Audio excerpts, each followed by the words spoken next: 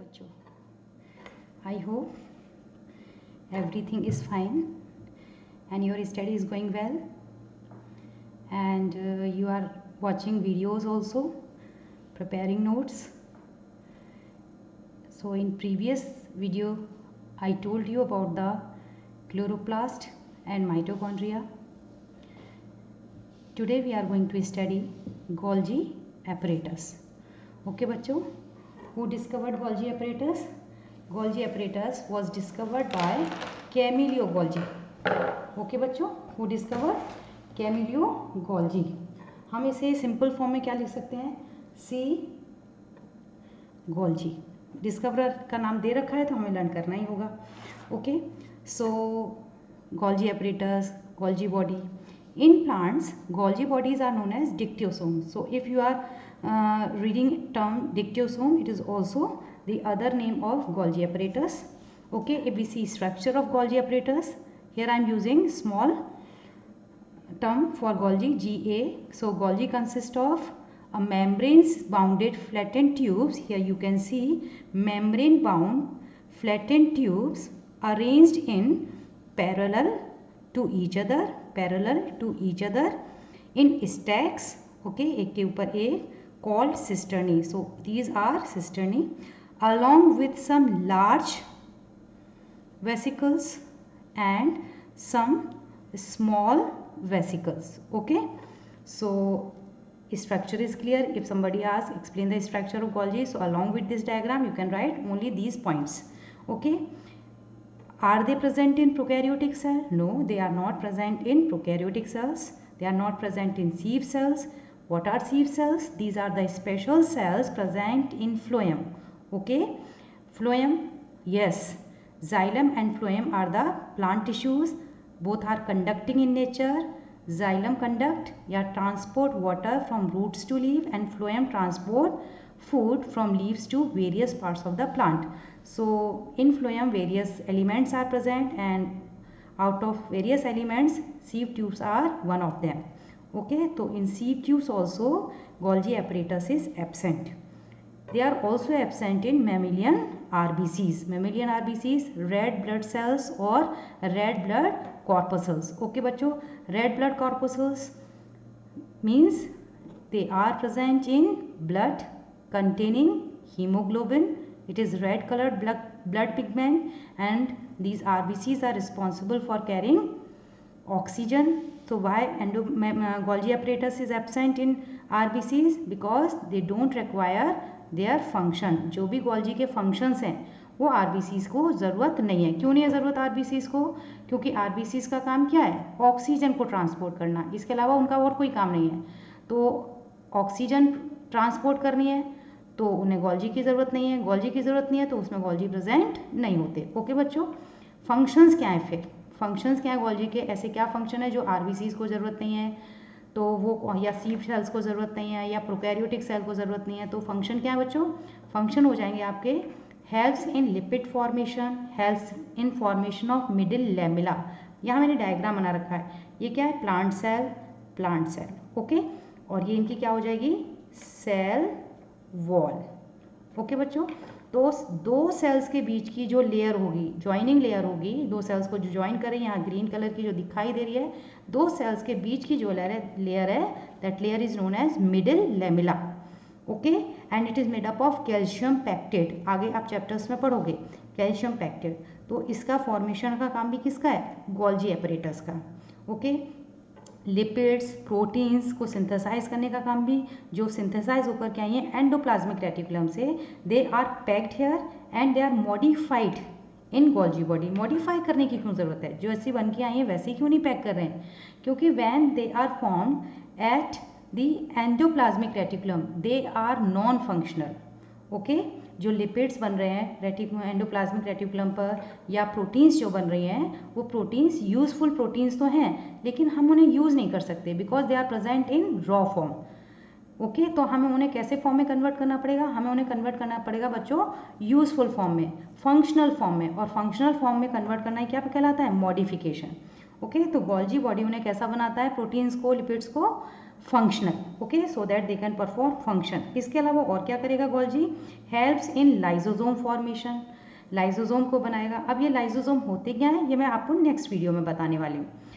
It is secretory in nature. Secretory in nature means कि ये क्या करेंगे कि ये आपके कुछ एंजाइम्स को भी सिक्रीट करेंगे। इसके अलावा और क्या फंक्शन हो सकते हैं गोल्जी के? गोल्जी के फंक्शन है बच्चों कि दे आर रिस्पॉन्सिबल फॉर, कुछ ही केसेस में, सब केसेस में नहीं, they are responsible for the formation of complex sugar is formed from simple sugar in Golgi apparatus। Okay, 6 functions हो गए। और कुछ कर सकते हैं क्या? They are also responsible for storage of materials. Okay, they are also responsible for, they help in storage of,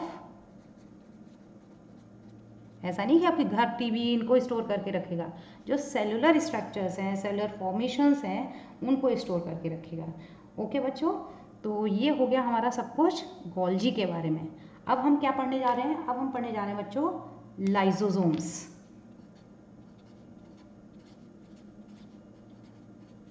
lysosomes, सबसे अच्छी चीज क्या है लाइजोसोम्स के बारे में बच्चों?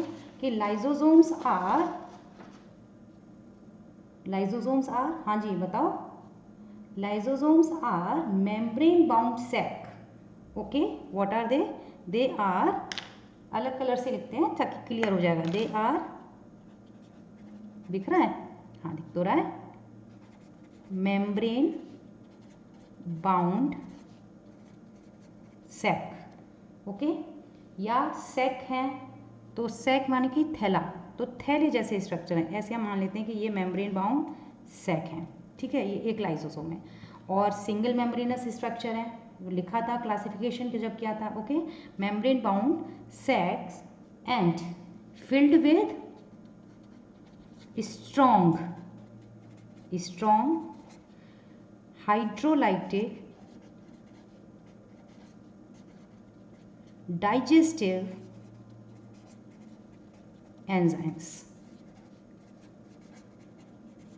ओके, यानी कि इनके अंदर क्या भरा हुआ है? Strong digestive hydrolytic enzyme. Enzyme कैसे है नेचर में? स्ट्रॉन्ग है, हाइड्रोलाइटिक है यानी कि in presence of water break down करेंगे, और डाइजेस्टिव है यानी कि किसी भी चीज़ का कॉम्प्लेक्स चीज़ को सिंपल चीज़ में कन्वर्ट कर देंगे। Okay, they are present in the sales.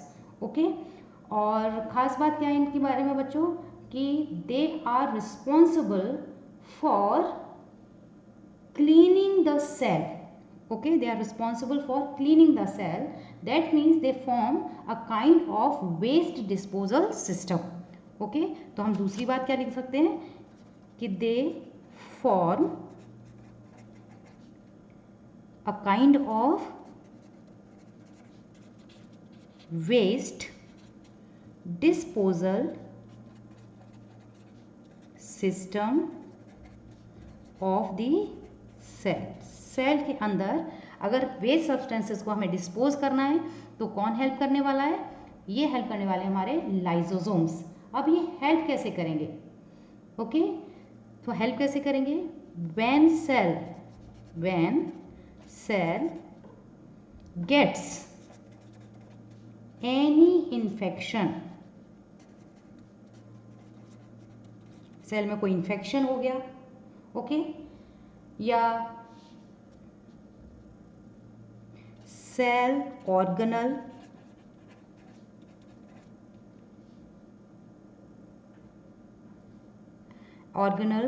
is not working properly,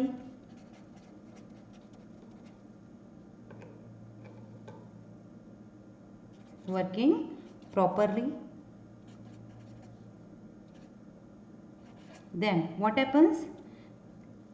when cell gets any infection or cell organelle is not working properly, then they burst, okay, burst and release digestive enzymes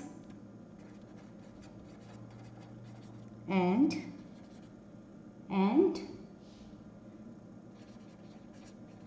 digest their own cell, अपनी खुद की cell को ही ख़त्म कर देते हैं। Okay, जब खुद की सेल को ख़त्म कर देंगे तो खुद भी ख़त्म हो जाएंगे, है कि नहीं? तो इस वजह से, इस रीज़न की वजह से they are known as suicide bags. Okay, मानव बम होते कि नहीं होते हैं? क्या करते हैं मानव बम?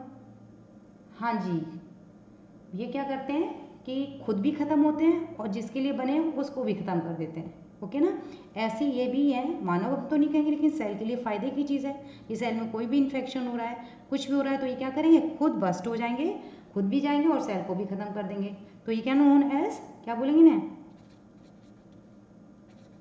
Suicide bags. ओके बच्चों, आई होप कि ये आपको क्लियर हो गया होगा। तो नेक्स्ट वीडियो में हम कुछ और पढ़ने वाले हैं। Till then bye bye.